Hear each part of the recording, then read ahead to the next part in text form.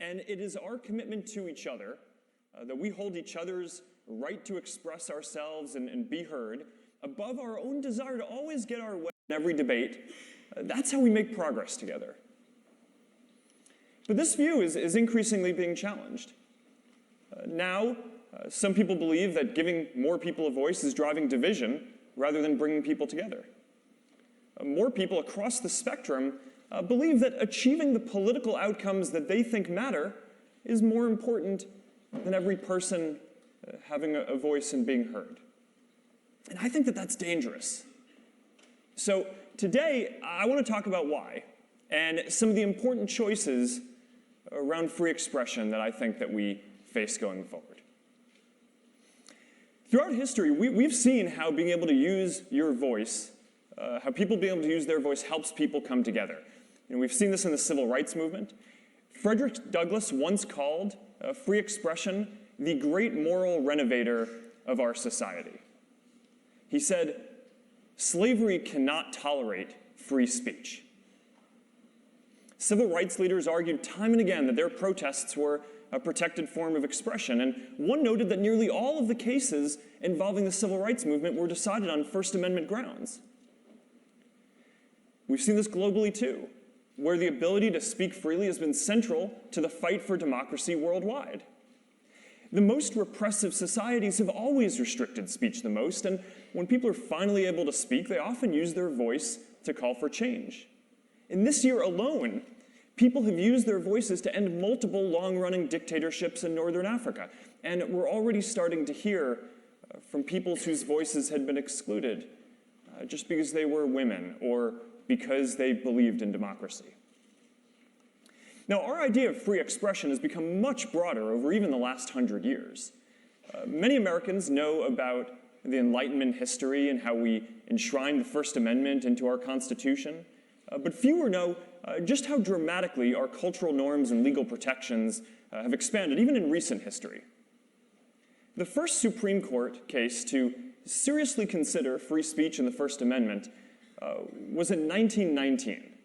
Schenck versus the United States. And back then, the First Amendment only applied to the federal government, so states could, and often did, restrict your right to speak. Our ability to call out things that we felt were wrong also used to be a lot more restricted. Libel laws used to impose damages if you said something negative about someone, even if it was true. The standard then shifted, so that way it was okay as long as you could prove that your critique was true. And we didn't get the broad free speech protections that we have now until the 1960s, when the Supreme Court ruled in opinions like New York Times versus Sullivan that you can criticize public figures as long as you're not doing so with actual malice, even if what you're saying is false. So we now have significantly broader power to call out things that we feel are unjust and share our own personal experiences. We see movements like Black Lives Matter and Me Too spread and go viral on Facebook. The hashtag Black Lives Matter was actually mentioned for the first time on Facebook. And this just wouldn't have been possible in the same way before. Just 100 years back, many of the stories that people are sharing now would have been against the law to even write down. And of course, without the internet, they certainly wouldn't have reached so many people. So with Facebook today, more than 2 billion people now have a greater opportunity to express themselves and to help others. Now, while it's easy to focus on the big social movements, I think it's important to remember that most progress happens in our individual lives. It's the Air Force moms who start a Facebook group so that their children and other service members who can't come home for the holidays have a place to go.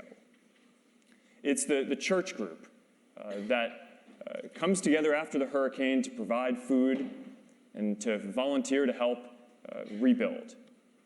It's the small business on the corner that now has access to the same sophisticated tools that only the big guys used to have access to, so now they can get their voice out too, reach customers, create more jobs in their town, and become a social hub in their community.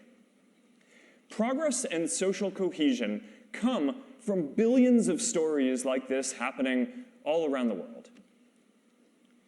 People having the power to express themselves at scale is a new kind of force in the world. It is a fifth estate, alongside the other power structures in our society. And people no longer have to rely on traditional gatekeepers in politics or media to make their voices heard, and that has important consequences. And I understand the concerns that people have about how tech platforms have centralized power.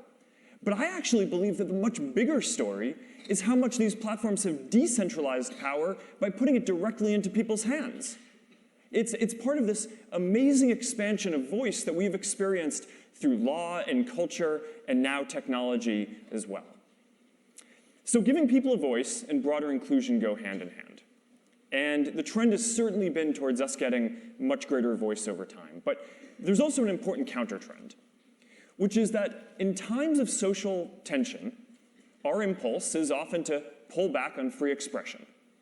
Because we want the progress that comes from free expression, but we don't want the tension. We saw this when Martin Luther King Jr. wrote his famous letter from a Birmingham jail where he was unconstitutionally jailed for protesting peacefully. We saw this in the effort to shut down campus protests during the Vietnam War. We saw this way back when America was deeply polarized about its role in World War I, and the Supreme Court ruled at the time that the socialist leader Eugene Debs could be imprisoned for making an anti-war speech. In the end, all of these decisions were wrong. Pulling back on free expression wasn't the answer, and in fact, it often ends up hurting the minority views that we seek to protect. Now, from where we are today, it seems obvious that, of course, protests for civil rights or making a speech against a war should be allowed, yet this desire to suppress this expression was felt deeply by a lot of society at the time.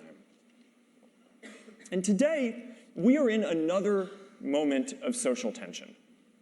We face real issues that are going to take a long time to work through. Massive economic transitions from globalization and technology. Fallout that remains from the 2008 financial crisis. Very polarized reactions to social issues and greater migration, not just here, but across the EU and around the world. And many of our issues flow downstream from these changes. And in the face of these tensions, once again, a popular impulse is to pull back on free expression. We're at another crossroads. We can either continue to stand for free expression, understanding its messiness, but believing that the long journey towards greater progress requires confronting ideas that challenge us.